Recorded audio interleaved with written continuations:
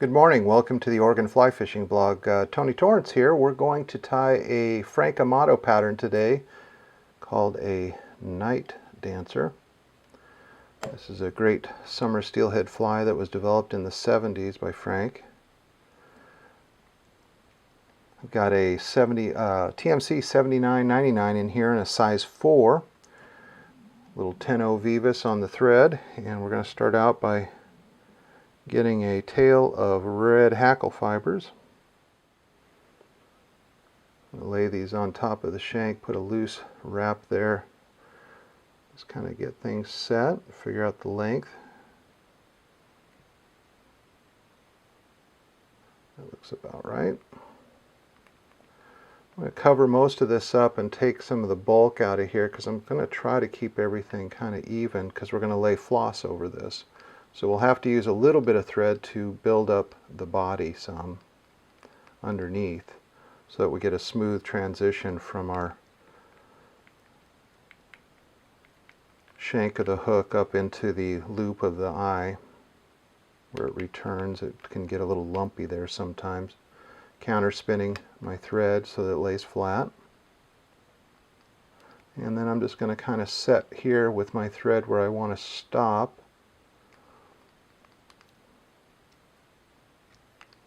And then I'll come back here and get ready to lay in my tinsel. We're using Lagerton medium silver for a flat silver to rib this fly.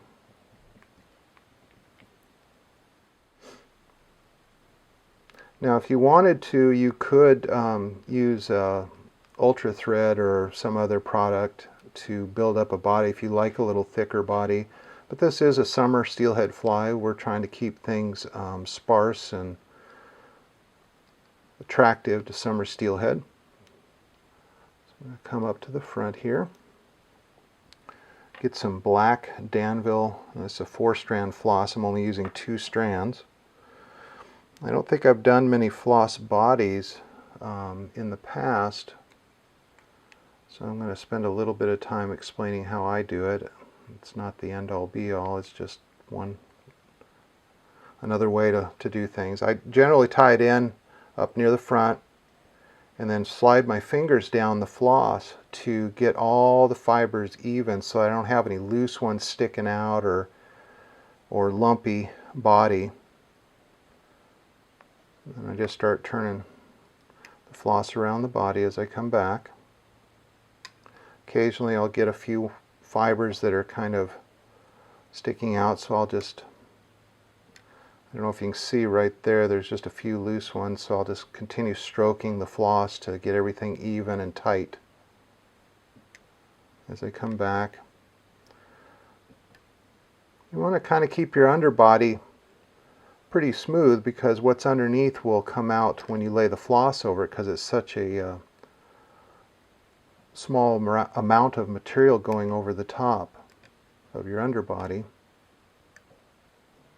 When you get back near the tail, it's crucial that you keep everything tight so that you don't have any loose fibers that try to slip off the fly, and then something that the fish can catch their teeth on and start unraveling your fly.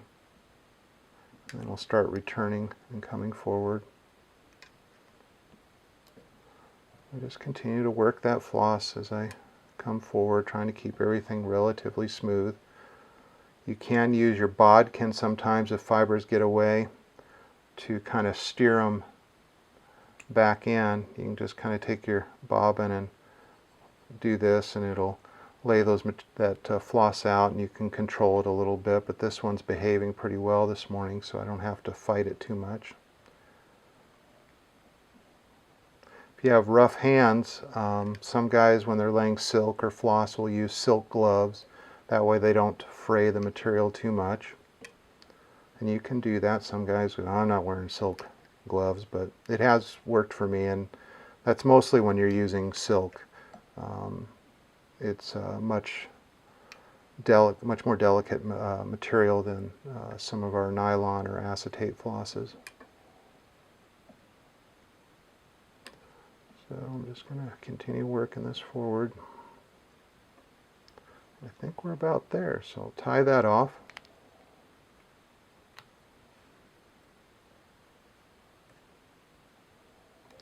Now, the thing to point out when you're doing this is keep, your tie-off points fairly small. If you start spreading your thread out, then you start building up more thread and you end up with a large head. So gently bring your tinsel around and get it started. If you bend it too much back and forth, a metal tinsel, it will get weak and it will break on you back there. Excuse me. We're going to get about 5 wraps in here, evenly spacing them.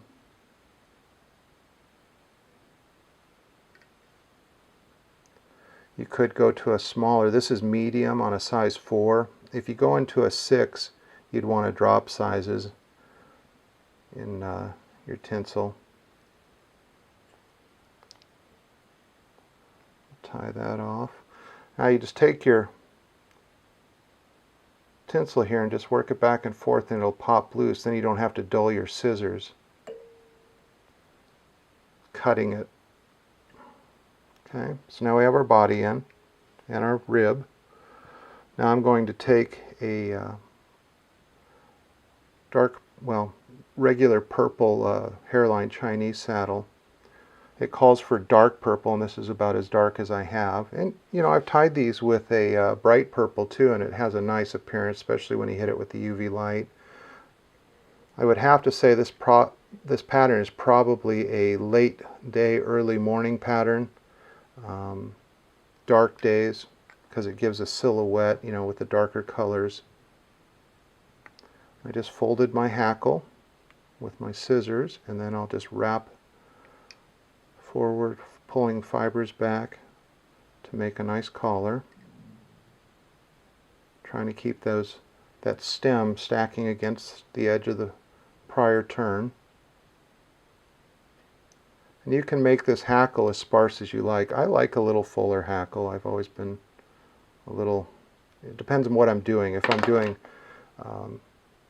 summer flies, sometimes I'll sparse it out 2 or 3 turns. I've got many more turns on this. I usually take my scissors here and kind of lift that out of the way.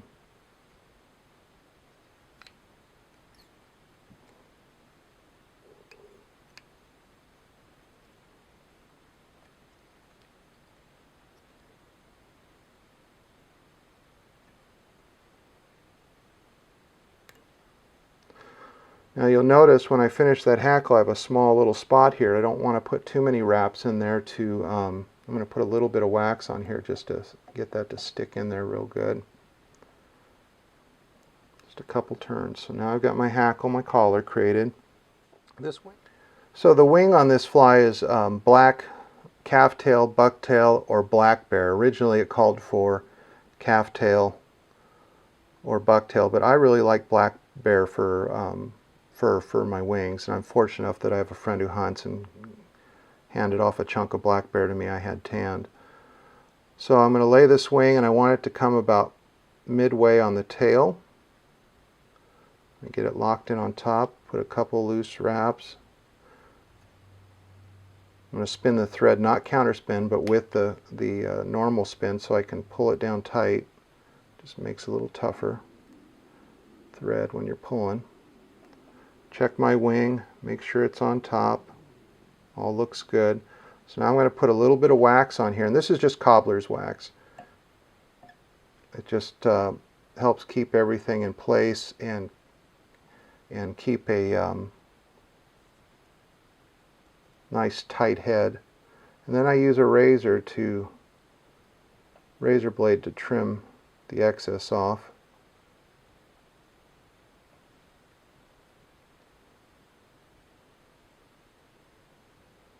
I think my razor blade's getting a little dull. I'm going to just lift these and bring the razor blade gently in here and try not to cut any thread.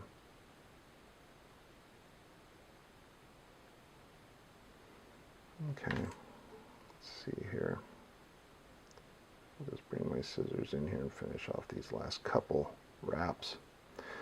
Okay, so I'm going to wax my thread up a little more. My wax is getting a little dry, so it's got a crusty appearance to it, but I'll fix that. See, and the nice thing about the wax is it helps keep that thread right in place. You don't get any slip at all. And just cover up everything that's left. Then I'll take my whip finisher and finish off with a few turns.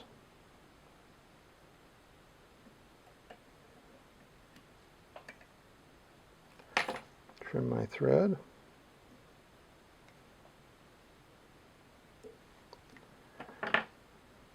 And there you have Frank Amato's Night Dancer, a great summer steelhead fly.